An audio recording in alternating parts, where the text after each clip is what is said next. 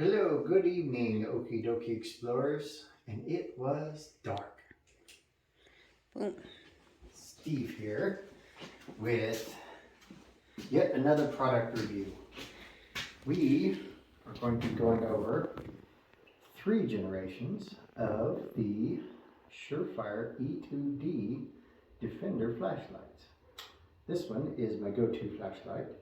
We have had it in service now for almost a decade. So, I like the SureFire brand, not a sponsor, but they ought to be because I have spent a lot of money with SureFires over the years. So, we have a smattering of other products here, and we will go through them from oldest to youngest. And it was dark again. This one is going to be the SureFire E2D original model. As you can see, it is not as bright as the one I just had. You can also see that it is not as long as the model that I just had also. First generation was much, well, not terribly shorter, but a little bit shorter. So,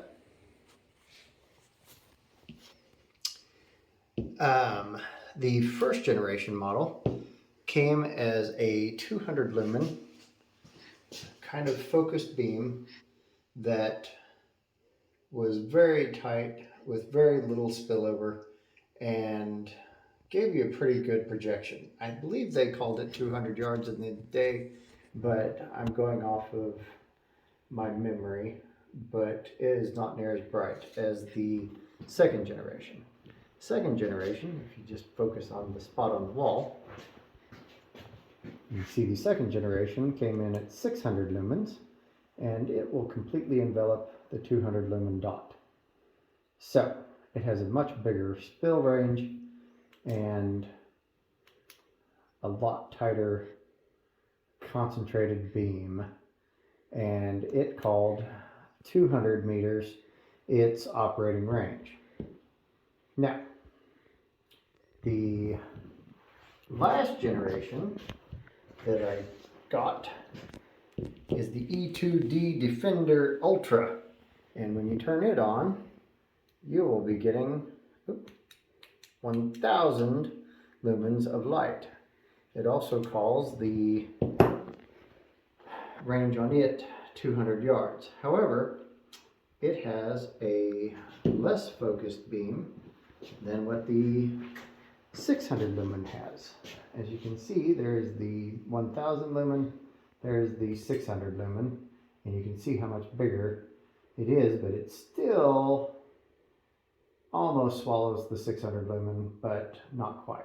So it has a better spill ratio, but it also has a much wider beam pattern. So the thing that all of these flashlights have is the crenulated bezel. That one's so low that I thought it was on the low setting. Crenulated bezel is designed to be a strike bezel, and it is supposed to be for Kubotan techniques or things along those lines, finding pressure points. And you are supposed to take these little scalloped areas and push them into the soft fleshy points or find pressure points and use them for control techniques or pain compliance. So that means that any TSA agent worth their salt ought not let them onto a plane, so they could be used as an impromptu weapon. So don't try and get it through TSA. If you do, congratulations, but probably not recommended. The original model came with a much shorter clip on it, and you can see that it was not as close to the body as what the next generation was, or the final generation, which keeps it all nice and tucked in on the body. You move your finger. There you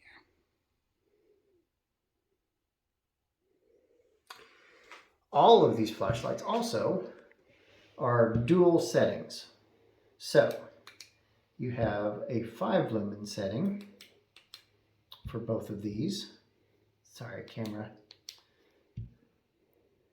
And you can see that the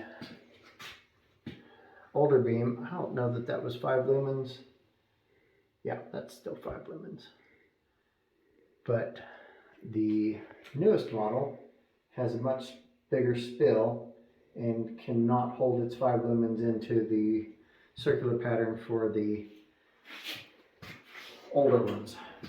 At some point, I had fashioned a lanyard system for the original model because, well, flashlights and lanyards need to go hand in hand. And it would ride on here about like so. Just put it on there. And I just use some paracord.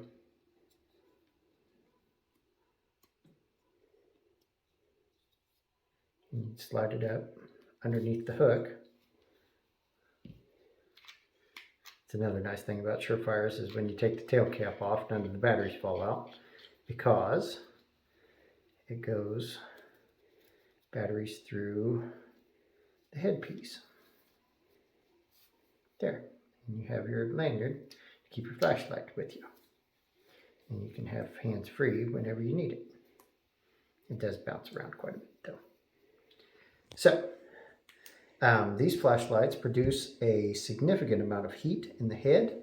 So even though they have a crenulated bezel and you can put them down like that, it is not recommended because they do get warm. So, part of my favorite part of these flashlights is they do stand up on end on the tail cap so that you can use them to light an entire room. We have them in our $1 million production facility, and it's providing enough light in here to read and do about anything that you needed to do. The time frame on the E2D Ultra is supposed to be 2 3/4 hours of tactical light. I believe they last defined tactical light up to and including, I think, 80 lumens. So it's not the 1,000 lumens that you're going to get for the entire 2 3/4 hours, but it's enough light that you can see with and see a significant range, but it's not going to be all the time. Now, in speaking with batteries, I am a huge fan of SureFire batteries also. The latest generations of SureFire batteries have the black and red, and they give you a date on them. And I have blinded myself enough times that I cannot read these. These are 2032s. So they are good for 10 years. You were fine leaving it up at the ceiling. Was I fine leaving Yep. it up at the ceiling? Was I washing you out? Yeah. I'm sorry.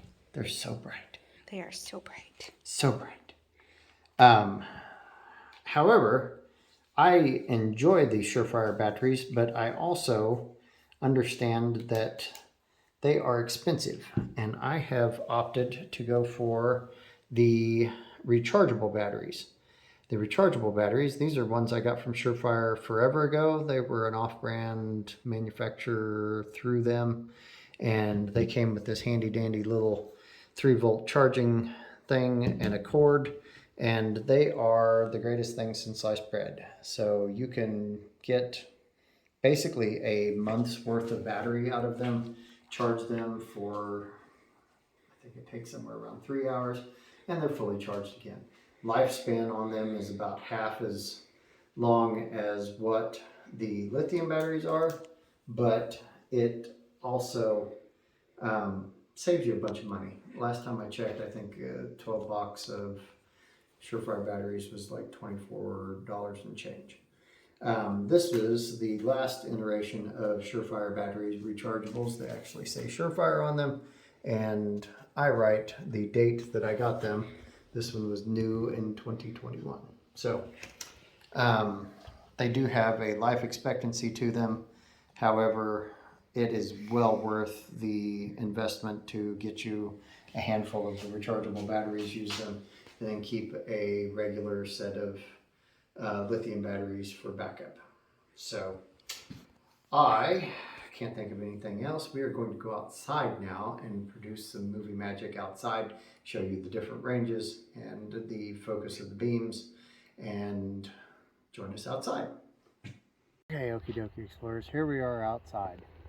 I have a telephone pole down there with a bunch of transformers on it, 125 yards away. Here where I'm at, there's too many street lights and you can't hardly see anything. And you can see everything, but not with the flashlight. So I will shoot the 200 lumen model. And you can see it down there just barely.